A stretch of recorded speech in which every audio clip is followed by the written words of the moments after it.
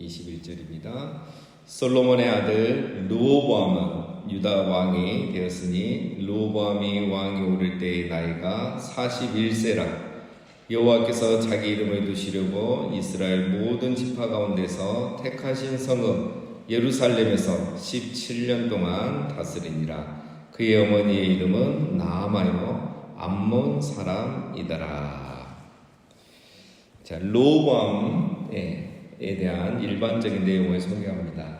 자, 여러분, 솔로몬 이후에 나라가 나눠졌죠. 북이스라엘의 일대왕은 여로보암, 남유다의 일대왕은 르호보암이죠. 헷갈립니다.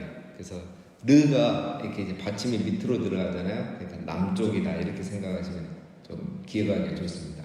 르호보암. 자, 솔로몬의 아들은 르호보암이죠. 자, 이 르호보암이 40세에 즉위해서 17년을 통치했고 어디서 했냐면 하나님이 택하신 예루살렘에서, 그러니까 이 유다 지파가 이 예루살렘에 속해 있는 거죠. 자, 그래서 이 하나님 택하신 예루살렘의 남은 왕조다 이거죠. 그래서 정통 왕조임을 또 한번 강조해 주고 있습니다. 자, 그 역대하 11장에 보면은 르호보암은 즉위하고 약 3년 동안은 다윗처럼 순종하면서 아주 이렇게 모범적인 그런 왕으로서 살았습니다. 어쩌다 이래 됐을까? 그가 이제 처음에는 이제 이렇게 북쪽 지파들의 건의도 듣지 않고 이제 나라의 어른들의 말을 듣지 않고 이렇게 좀 강압적인 정치를 했잖아요. 그렇게 하다가 이제 나라가 둘로 나눠졌는데 이 둘로 나눠진 것을 이제 용납하지 못했죠. 그래서 르호보암이 이제 군사 18만 명을 모아서 북이스라엘을 이렇게 공격하려고 했습니다. 그런데 그때 이제 하나님께서 이 스마야 선지자를 보냅니다. 스마야 선지자가 예언을 하죠. 지금 나라가 이렇게 나눠진 것은 하나님께서 하신 것이다. 하나님 허락하신 것이다. 그러니까 올라가서 싸우지 말아라. 이렇게 하죠. 이때 르호보암이 그 말을 들어요. 그래서 군사를 다 모집해 놓고 안 갑니다. 이것도 참 자존심 상할 일인데 왕이 하나님 말씀에 순종하죠.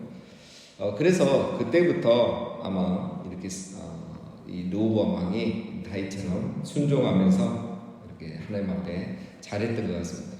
그런데 그게 이제 3년밖에 안 돼요. 3년이 지나고 르호보암이 초심을 잃어버립니다. 르호보암이 왜 초심을 잃게 되었을까? 이제 크게 두 가지로 보는데요. 첫 번째는 오늘 1절에 보면 나오죠. 그의 어머니가 소개가 많이 됩니다. 자, 르호보암의 어머니는 나아마요. 이 어머니는 암몬 사람이라 이렇게 되어 있죠. 자, 암몬은 여러분 우리 신명기 때 좀 공부했죠. 요단강 동편에 있는 그 에돔, 모압, 암몬 그 세 나라 중에 하나이죠.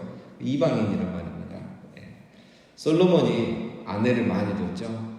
많은 아내를 뒀는데 그 중에 아마 이 나아만을 사랑했는 겁니다. 그래서 이 나아마의 아들, 암몬 여인의 아들이 이 르호보암 왕이 된 거죠.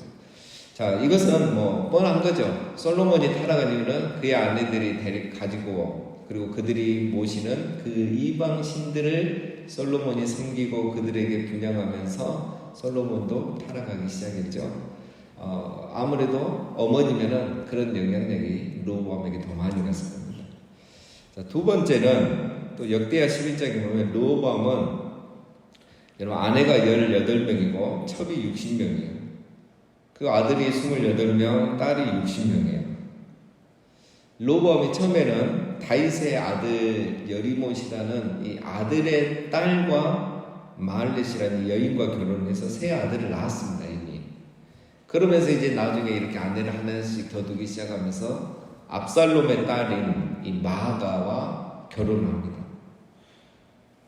이 마아가를 이제 이 18명과 20명의 첩 중에서 제일 사랑을 한 거죠. 그래서 그 마아가라는 이 여인이 낳은 아들 아비야를 후계자로 삼습니다. 이제 내일 나오는데요. 이 아비야가 이제 그 2년 만에, 3년 만에 끝나거든요.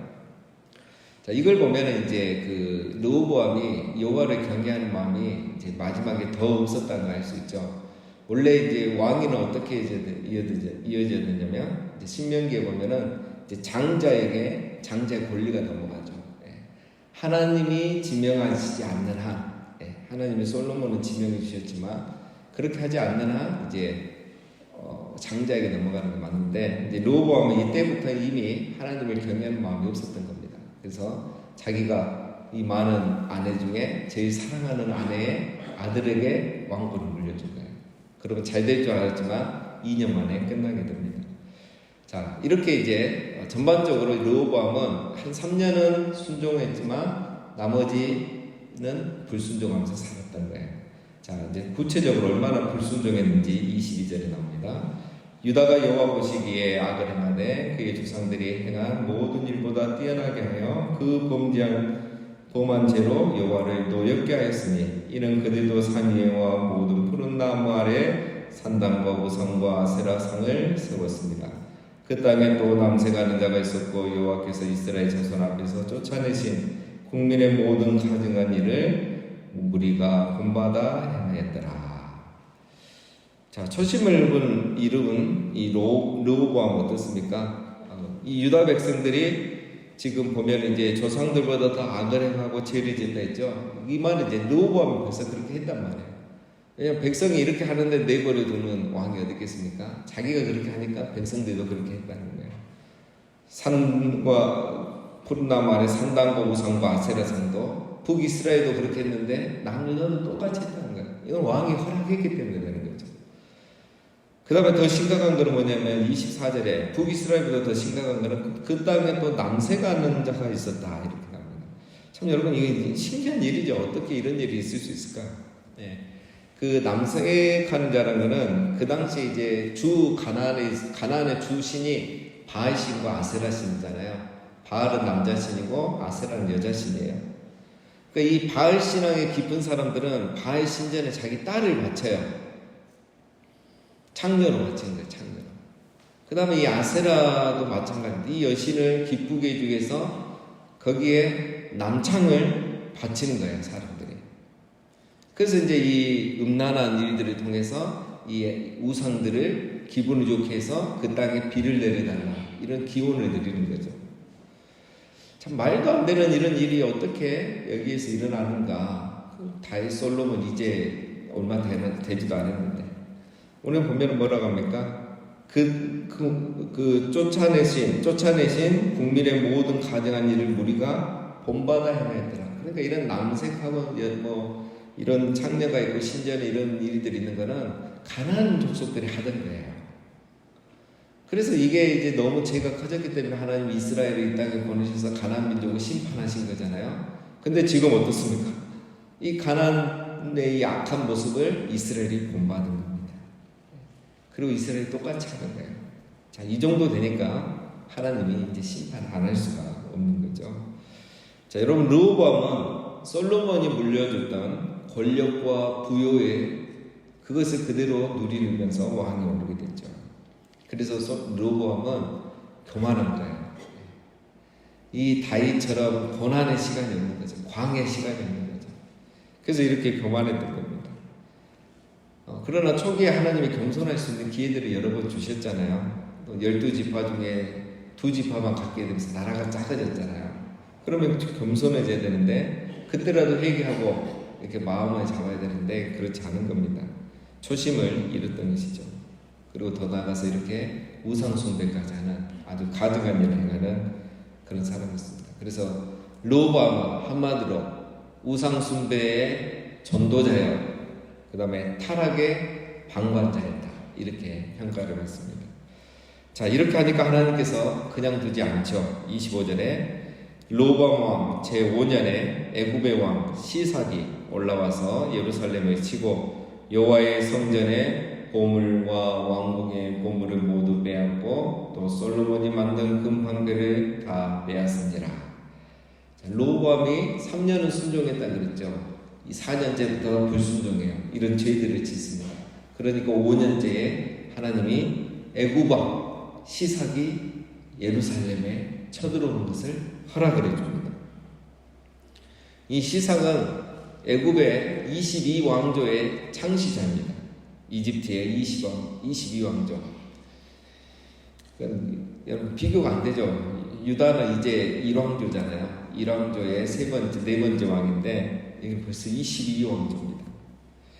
이 사람이 누구냐면 그 여로보암이 그때 솔로몬 때에 솔로몬이 죽이려고 하니까 애굽에 이렇게 망명을 갔잖아요. 그 망명을 받아줬던 사람이 바로 이 시삭입니다.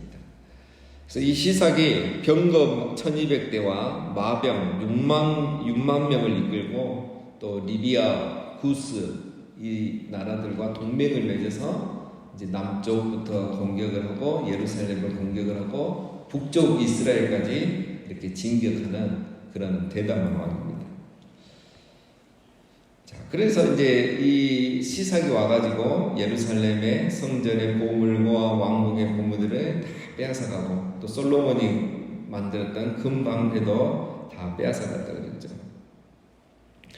자, 선지자 스마야가 여기에는 나오지 않지만 이것도 나중에 예언을 해줍니다. 지금 애국 왕이 이렇게 하는 거는 당신이 또 이 백성이 범죄해서 하나님이 징계하시는 거다 이렇게 해석을 해줍니다.